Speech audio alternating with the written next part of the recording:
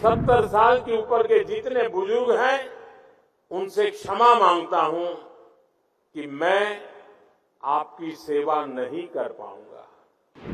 मुझे जानकारी तो मिलेगी, लेकिन मैं आपको सहाय नहीं कर पाऊंगा। लेकिन राजनीतिक स्वार्थ की वृत्ति की दीवारें मुझे दिल्ली के बुजुर्गों की सेवा करने से रोक रही है। मैं दिल्ली के 70 साल के ऊपर के जितने बुजुर्ग हैं और पश्चिम बंगाल के 70 साल के ऊपर के जितने बुजुर्ग हैं उनसे क्षमा मांगता हूं कि मैं आपकी सेवा नहीं कर पाऊंगा।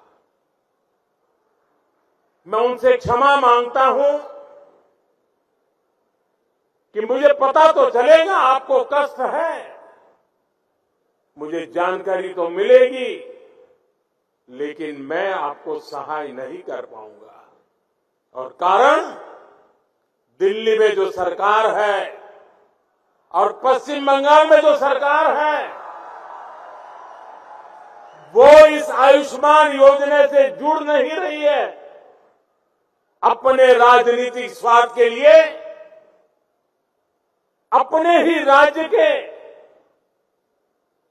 बीमार लोगों के साथ जुल्म करने की वृत्ति, ये प्रवृत्ति मानवता की दृष्टि से किसी भी तराजू पर खरी नहीं उतरती है। और इसलिए मैं पश्चिम बंगाल के बुजुर्गों की माफी मांगता हूं, मैं दिल्ली के बुजुर्गों की माफी मांगता हूं। देशवासियों की तो सेवा कर पा रहा हूं, लेकिन राजनीतिक स्वार्थ की वृत्ति की दीवारें मुझे दिल्ली के बुजुर्गों की सेवा करने से रोक रही है, पश्चिम बंगाल के बुजुर्गों की सेवा करने से रोक रही है। और मेरे लिए ये राजनीतिक पहलू से मैं बोल नहीं रहा हूं, भीतर एक दर्द होता है कि जिस दिल्ली से मैं बोल रहा हूं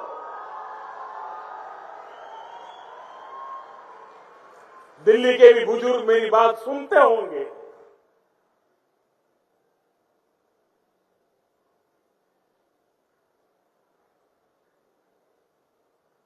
मेरे दिल में कितना दर्द होता होगा।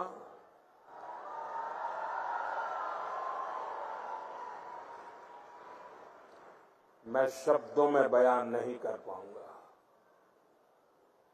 साथियों, गरीब हो, मध्यम वर्ग हो, सभी के लिए इलाज का खर्च कम से कम हो, ये हमारी सरकार की प्राथमिकता रही है। आज देश भर में 14,000 से ज्यादा पीएम जन औषधि केंद्र इस बात के साक्षी हैं कि हमारी सरकार कितनी संवेदनशीलता से काम कर रही है। जन औषधि केंद्रों पर 80% डिस्काउंट पर दवाइयां मिलती है। अगर ये जन औषधि केंद्र ना होते तो गरीबों को, मध्यम वर्ग को अब तक जो दवाइयां बिकी है उसके हिसाब से मैं कह सकता हूं कि 30,000 करोड़ रुपया उनका दवाइयों के लिए ज्यादा खर्च हुआ होता, उनके 30,000 करोड़ रुपए बचे, क्योंकि जन औषधि केंद्र से दवाई मिली, 80% डिस्काउंट में मिली। आप जानते हैं, हमने स्टेंट और नी इम्प्लांट में जैसे उपकरणों को सस्ता किया है।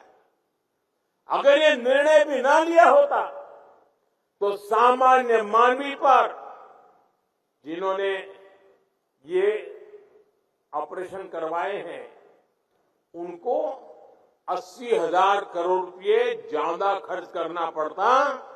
ये हमारे प्रयासों का परिणाम है कि उनके 80,000 करोड़ रुपए बचे हैं। मुफ्त डायलिसिस की योजना से भी लाखों मरीजों का हजारों करोड़ रुपए का खर्च बचा है। हमारी सरकार जानलेवा बीमारियों से रोकथाम के लिए मिशन इंद्रधनुष अभियान चला रही है।